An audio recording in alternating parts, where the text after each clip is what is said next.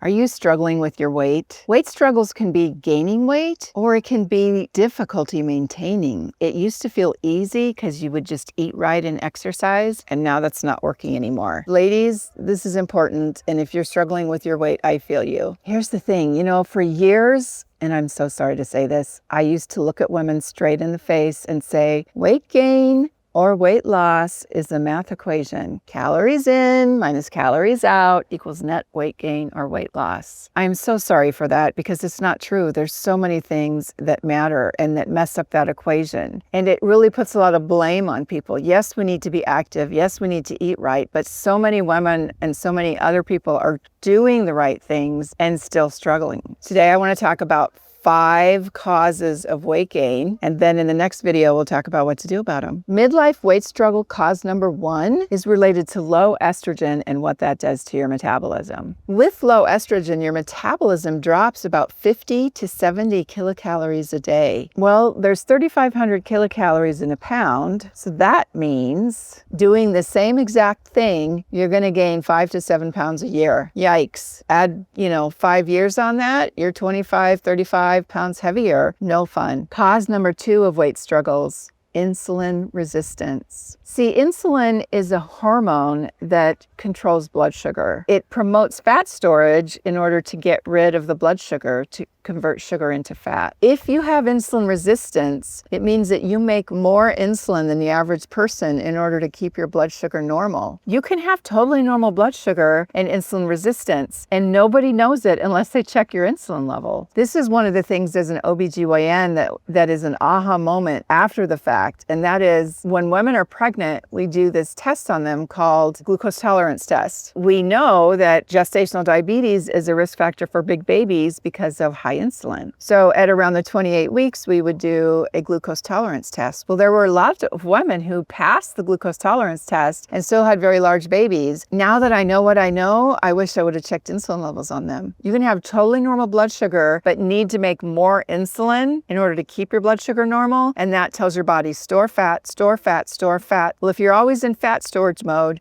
you're not burning fat, and that causes weight gain. What causes the insulin resistance, though? Well, we know that estrogen promotes insulin sensitivity. So when your estrogen levels drop in menopause, that can lead to an increase in insulin resistance. Another thing is very high stress with cortisol. As the hormone locksmith, I have to tell you that sometimes insulin resistance is because you have rusty locks. You may be trying to make the right amount of insulin, but because it can't get into the cell because the receptor's broken because the lock is rusty. So your body has to make more and more insulin because your blood sugar is not going down. And then that leads to fat storage. Cause number 3 of weight gain, stress. Cortisol promotes muffin belly, weight gain around the middle. Cortisol promotes insulin resistance. High stress also makes you crave crazy foods. You're not craving vegetables when you're super stressed out. You're craving comfort foods, which are very starchy. Now this creates a vicious circle because high stress leads to high cortisol, which leads to insulin resistance, which leads to belly fat, which leads to inflammation, which leads to more insulin resistance, and it gets worse and worse and worse. So somehow we have to be able to break that cycle. Prolonged high stress causes leaky gut. High cortisol eats you up like acid from the inside out. If you have leaky gut, now you have inflammation, and inflammation equals rusty locks. So many things. The body is amazingly interconnected, and we need to look at the whole picture. Cause number 4 of weight gain,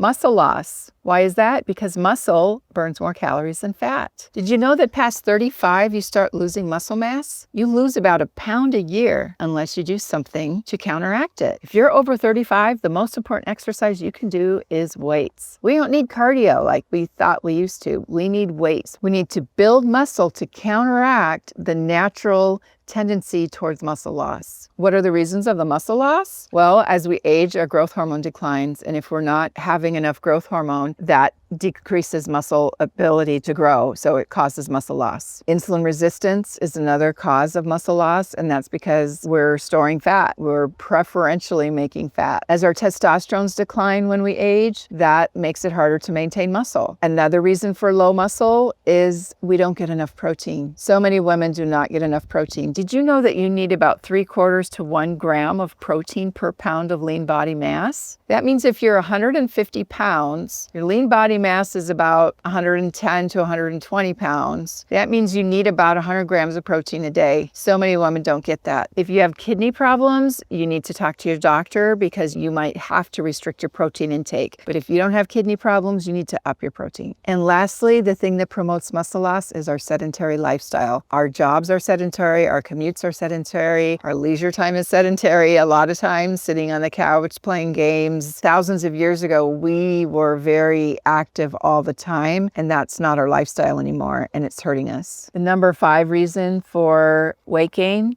total toxic load. These toxins are stored in your fat, and over the course of your life, you are building up toxins. And your body doesn't necessarily know how to get rid of them unless you coax them out. And we're not trained to do that necessarily. And so your body's very wise and it stores the toxins in your fat. That means when you try to lose weight, your body's like, no, no, no. If I let that weight go, the toxins come with it. Your body does not want to let go of the fat because that would increase your toxins circulating in your body. Doing a guided detox with a knowledgeable practitioner could be helpful. This is not a DIY thing, because if you have a very high toxic load, you could get very sick if you try to detox yourself. Please don't think that it's just calories in, calories out. We have debunked that over and over again. There are so many factors that affect your weight. And in the next video, I'll talk about what to do about it.